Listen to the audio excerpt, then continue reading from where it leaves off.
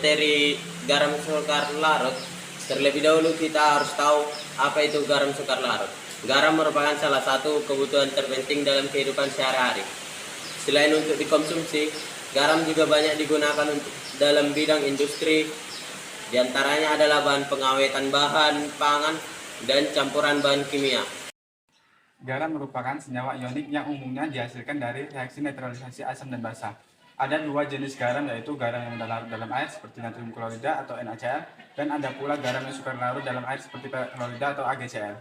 Ketika garam dilarutkan dalam air, garam akan terdisosiasi menjadi ion-ion. Molekul-molekul air yang bersifat polar akan menghidrasi ion. Terjadinya hidrasi ion ini menghalangi interaksi tarik-menarik ion-ion yang muatannya berlawanan dalam fungsi kristal ionik. Jika sebagian besar ion terhidrasi, maka dikatakan bahwa garam tersebut mudah larut dalam air. Nah, pada garam yang sukar larut, interaksi elektrostatis antara ion-ion yang berlawanan muatan lebih kuat dibanding kemampuan hidrasi ion oleh molekul-molekul air. Pada garam yang sukar larut dalam air, larutan akan jenuh walau hanya sedikit zat terlarut dimasukkan. Sebaliknya pada garam yang mudah larut dalam air, larutan akan jenuh setelah banyak zat terlarut dilarutkan. Ada jumlah maksimum garam sebagai zat terlarut yang selalu dapat dilarutkan ke dalam air. Jumlah maksimum zat terlarut dalam pelarut disebut kelarutan.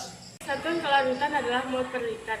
Satuan kelarutan sama dengan molaritas, maka kelarutan juga bisa didefinisikan sebagai konsentrasi zat yang masih bisa larut dalam suatu pelarut. Berdasarkan sifat kelarutannya, kondisi garam dibedakan menjadi 3 kondisi, yaitu sebagai berikut. Yang pertama yaitu kondisi tidak jenuh. Kondisi tidak jenuh adalah kondisi saat konsentrasi suatu garam belum melampaui kelarutannya, sehingga masih bisa larut. Yang kedua yaitu kondisi jenuh. Kondisi jenuh adalah kondisi saat konsentrasi suatu garam yang akan membentuk reaksi kesetimbangan sehingga garam dapat mengendap. Yang ketiga yaitu lewat jenuh. Kondisi lewat jenuh adalah kondisi saat konsentrasi garam melampaui kelarutannya. Pengertian hasil kali kelarutan atau KSP. Hasil kali kelarutan KSP adalah suatu tetapan atas hasil kali konsentrasi ion-ion yang dipangkatkan dengan koefisien. Konsentrasi larutan adalah hubungan kuantitatif antara zat terlarut dan pelarut. Garam-garam sukar larut seperti AgCl dan BaSO4 jika dimasukkan ke dalam air murni lalu diaduk akan terlarut. Meskipun banyak zat terlarut dari bagian garam-garam tersebut, hanya sedikit sekali karena garam-garam tersebut merupakan elektrolit. Maka garam yang terlarut akan terionisasi sehingga dalam larutan akan membentuk suatu kesetimbangan. Dari kesetimbangan reaksi ion yang dihasilkan kemudian dapat diperoleh persamaan hasil kali kelarutan atau KSP.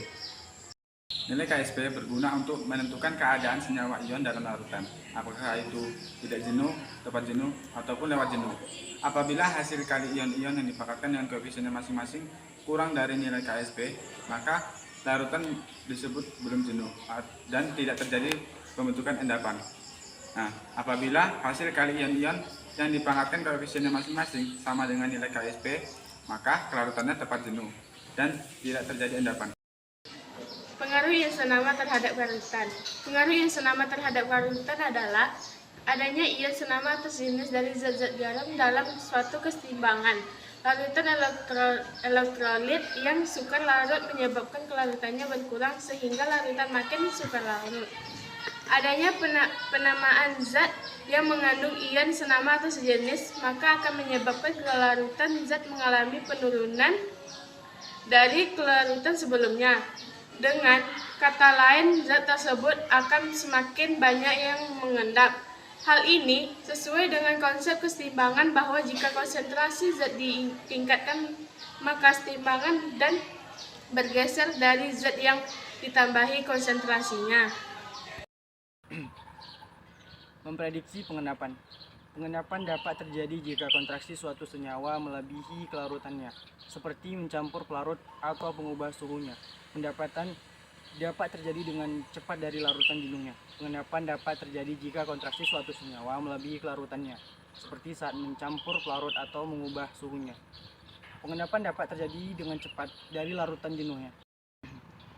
Setiap zat memiliki harga KSP yang berbeda. Pembentukan endapan dapat diperkirakan dengan membandingkan antara hasil kali kontraksi zat-zat yang bereaksi KC dan KSP. Dengan mengetahui harga KSP dari suatu zat serta hasil perhitungan KC, kita dapat memperkirakan keadaan ion-ion suatu zat dalam suatu larutan dengan ketentuan sebagai berikut.